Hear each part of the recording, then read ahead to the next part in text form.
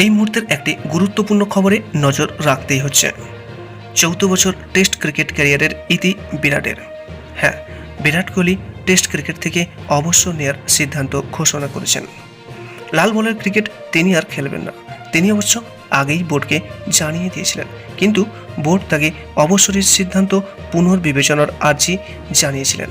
কিন্তু বিরাট কোহলি কোনো কর্ণপাত করেননি, অর্থাৎ তিনি টেস্ট ক্রিকেট থেকে অবসর নিলেন। কিছুদিন আগেই রোহিত শর্মা টেস্ট ক্রিকেট থেকে বিদায় নেওয়ার সিদ্ধান্ত জানিয়েছিলেন। এবার বিরাট কোহলিও টেস্ট ক্রিকেটকে বিদায় জানালেন। ভারতীয় ক্রিকেটে এক যুগের অবসান।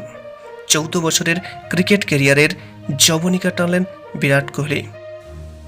বিরাট কোহলি কেমন ক্রিকেটার ছিলেন তা হয়তো আলাদা করে বলার প্রয়োজন হয় না, ব্যাখ্যা করার প্রয়োজনও হয় না। তার জন্য পরিসংখ্যানটাই যথেষ্ট।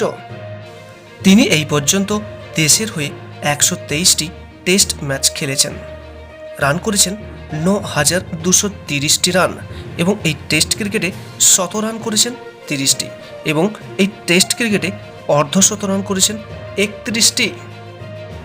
তার স্নেহভরা চোখটাই ছিল প্রতিপক্ষের কাছে আতঙ্কের, আশঙ্কার। যে আগুনে ছারখার হয়েছে অস্ট্রেলিয়া, ইংল্যান্ড, পাকিস্তানের মতো প্রতিপক্ষ।